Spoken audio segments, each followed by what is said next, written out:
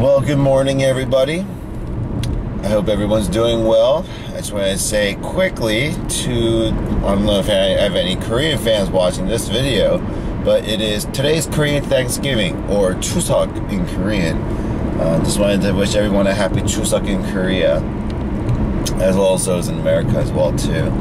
And I just want to take this quick time just be thankful today. You know, I'll be doing the same thing probably in Thanksgiving, fingers crossed, if things are going well, making another thank you video. But today I'm very thankful, guys. I got to go see my grandmother briefly. She has passed away. I mean, her grave. So, and I was just very thankful to her, most importantly, because my grandmother immigrated here long ago. She grew up in a rough era. She grew up in a rough era in Korea's history. So she's literally part of the true first generation of Korean people to come over here, and it wasn't easy for them. It's actually quite equivalent to some of the some of the immigrants coming to the United States these days. They face prejudice, they face racism, they don't have that much money, they all have to band together, work together to move up their social ladder and, find their stake in this country. And so it's not an easy life for people coming here. I mean, especially these days. I mean, I don't know what our country has become these days, but it's becoming increasingly difficult, it looks like. And I just don't understand, because it used to be such an open nation where it's just like, come wherever you are, like, and all of a sudden, like, we just have a lot of recent events that just kind of show differently. We've become a sort of an intolerable nation, if anything. But aside from that, though, with all that, my grandmother, my entire family,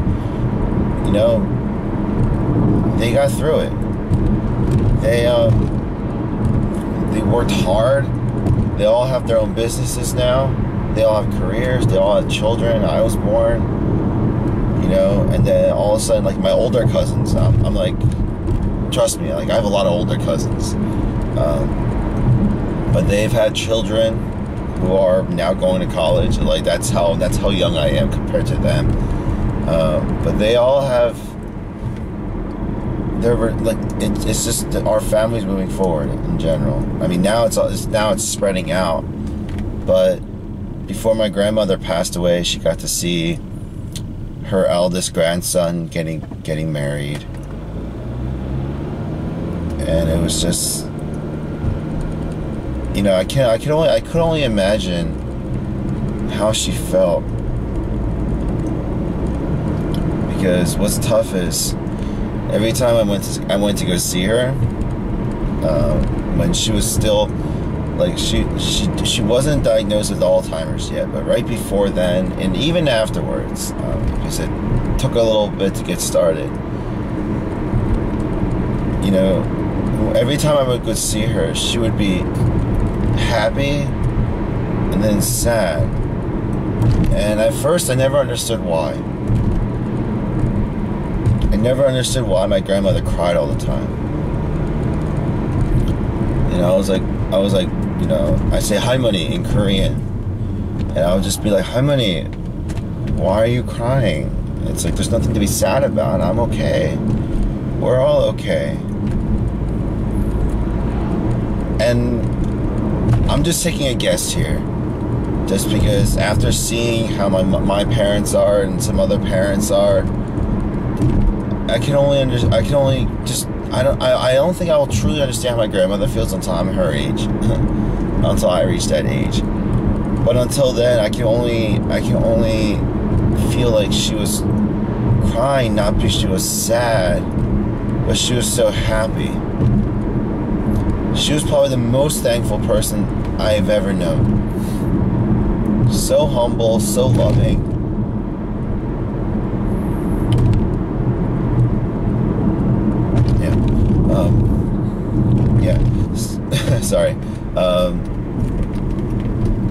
She definitely was. Because, I mean, a lot of you out there will complain about your lives. Will say that, oh my gosh, like, I don't have this, I don't have that, I can't believe this, I can't believe that, because of so-and-so, you know, you ruined my life, etc., etc. And it's just like, you should be grateful for the position that you are in. You really should be. Even being in this country, there are people coming in still to this day from third world countries looking for a shot at the American dream here. And they're coming in and blood, sweat, and tears, working their butts off to make their stake here. Yet we have children these days, even full-grown adults, that won't lift a single piece of trash after themselves. Won't even dare be like, oh, that's below me.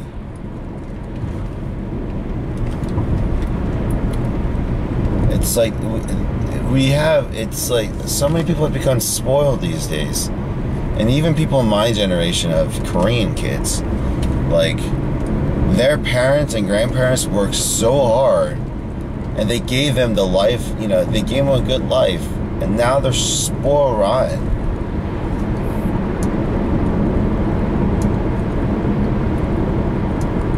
And it's tough. I mean, I don't know what to say to that point, but it's just like, you gotta respect your past. You really do. Know where you're coming from. And those of you who are, you know, second, third generation, first generation, like, look back at your parents and just, whether you respect it or not, they worked their butts off to get here. I know that's not for everyone, because everyone has a different situation. Everyone has a different financial situation, etc., etc., but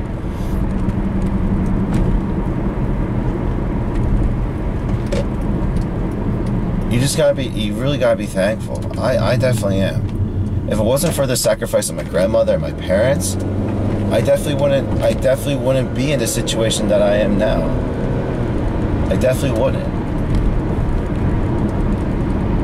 I mean, I have the opportunity to do what I do now because of the sacrifices that they made. And for me, it's just, even though my parents are sort of in the regretful stage right now, I feel like I thought they already went through the midlife crisis, but I think they're going through it now, especially my mom. And she just, sorry about the long pauses, guys. It's just a lot to kind of, like, it's a lot to think about. I'm actually thinking about all this stuff right now. Like, it's all coming to me. I'm processing in my brain, and it's just,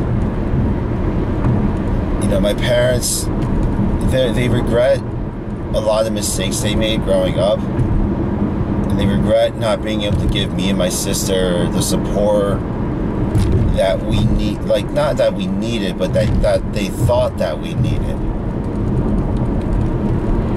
Me especially, I'm not mad at them whatsoever. I still got through college, grad school. I mean, yes, I'm head over heels in student loan debt, but I still did it. And I've made my shares of financial mistakes, and I'm in the financial situation I am in now because of those mistakes, but I've learned as well. But the thing is, I would have never learned any of those attributes, any of those things, if I was spoiled.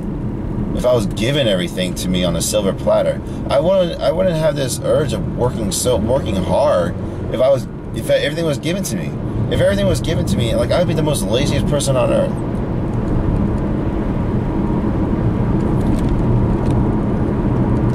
You know, I'm grateful that we weren't rich growing up, because, you know what? It made me think. It always made me want to make money. Not in a greedy way, but it was just like, I always had to drive to find a way to make money. It created the entrepreneurial spirit that I have today. And the willingness to work hard, give the hours that I need.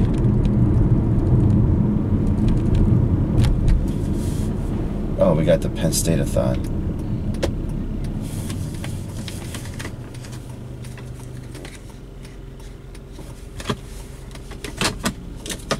Oh, I'm sorry. I don't have any change to give to them, unfortunately. Today is the Penn State-a-thon. So for those of you who aren't familiar with Pennsylvania, we have a college called Penn State. It's our state college, essentially. Every year they do a cancer, like, fundraising thing. They stand outside with cans. I think a lot of states and universities have a similar program, but that's what they do. But that's beside the point. Sorry. Once again, I'm being sidetracked. Once again, sorry. But guys, just, you know, I'm thankful today, and, you know, I hope a lot of you take the time too. I think a lot of you are. I think a lot of people who've been following me kind of share the same, we're not the same people by all means, but I think you guys have some similar values. I had a couple people express to me that they are also fellow business owners, they are also fellow immigrants, and so forth, and you guys understand. I also find it surprising that a lot of people think that they can just start their own business and it's gonna be easy. Like, oh, I'm my own boss now, and I make all this money and be able to do whatever I want. And it astonishes me how many people out there actually are like that. And what's more astonishing is that people will give them, like, you know, $500,000 to $1 million in investments, and they just go fail because of their work ethic. And then there's people like me who are willing to work our butts off, have great ideas, and put in the sweat and tears. But, I'm sorry, that's just a little complaint on my end. But, you know, once again, it's all about who you know. It's about who you know. But aside from that, though, even in my current situation, guys, you know, this is how you can like really just like differentiate yourselves. I don't have that much money. I know a lot of you think I do, but I don't. It's just, you know, it's all financed and all that stuff. YouTube is not making much money. Don't think I'm making buku dollars off of that. I put it this way here. This is how I can equate to you guys. My take-home salary from my last job was like $36,000 a year. So you whether you want to believe me or not on that one, that was pretty much it, and that's what I was working off of for the last 5 years. And so I didn't really have much to start off with. So that means, like, if I wanted to make this business work, I had to really think outside the box.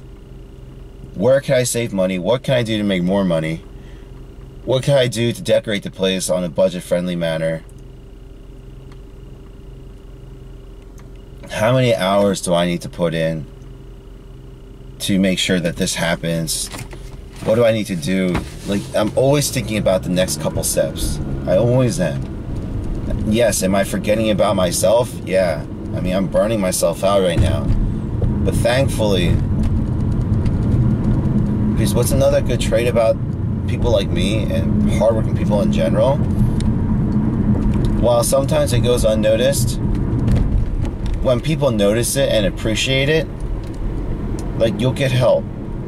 And that's another thing I'm thankful for now too. It's so this week is my birthday, so I'm not sure when this video is going to come out, but this week is my birthday.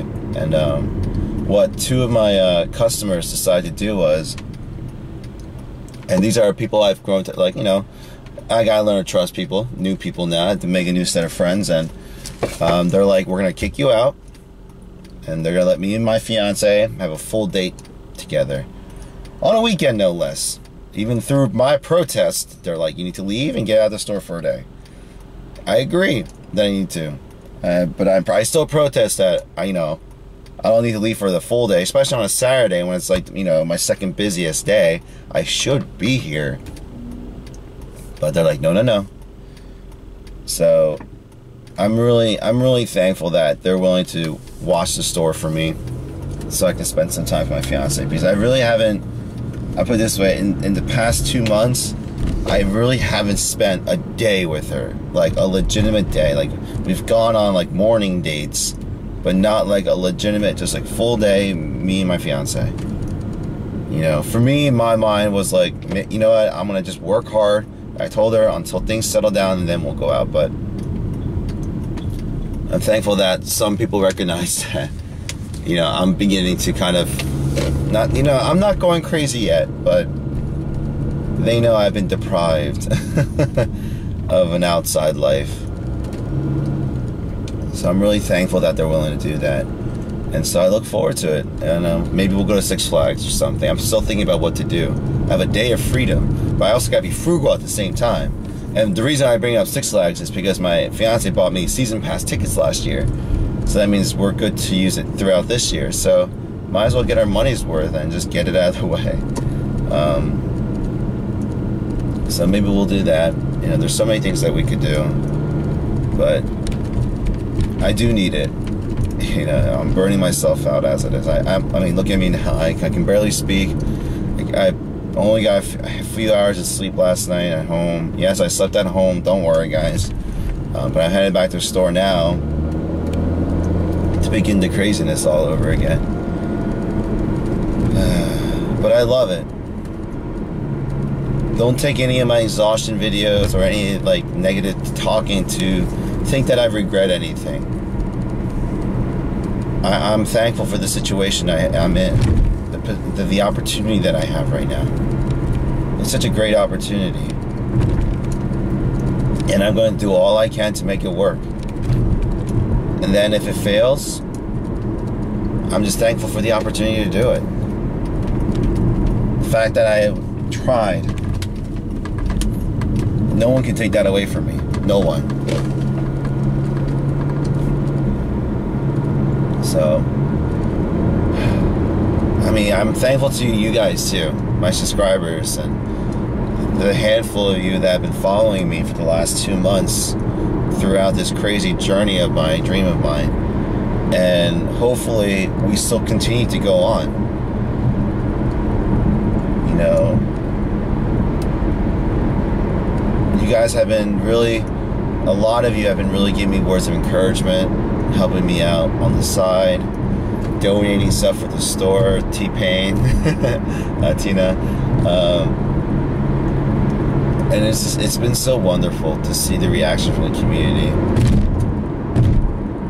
And you guys are really helping me through this journey.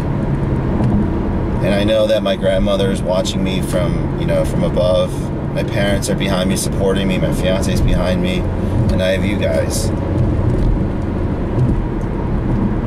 And I really do. I really hope one day. You know what? I don't mind keeping my subscriber base small. I'm making these videos just because I want to make these videos. So I don't really care about the views. And I just hope one day that I can actually meet the 280 of you. Or I forget what number it is right now. Let's say 300. We can stop at 300. And you know what? If I would love to meet every single one of you and thank you in person. I really want to do that one day. Hopefully I can get to the position where I can do that.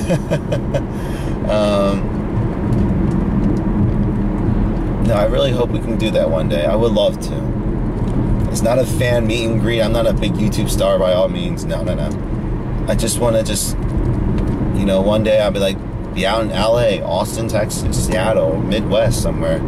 For my international fans, I'll go to London, I'll go to Europe, I'll go to Asia. Why not? If we're making good money, I will travel the world. But just to come by, buy you guys a cup of coffee or some dinner, and just thank you in person. Just get to know who you are. I would love to sit down and talk to you guys and get to know who you guys are. You know, why should this be a one-sided relationship? You know. Oh man. But I'm gonna go ahead and end the video here, guys. You know, I think this video was probably longer than it should have been. But just thank you guys, seriously. Thank you. You know, thank you, Harmony, my grandmother. Just thank you, my parents. I'm thankful to my cousins. Just thank you, everyone.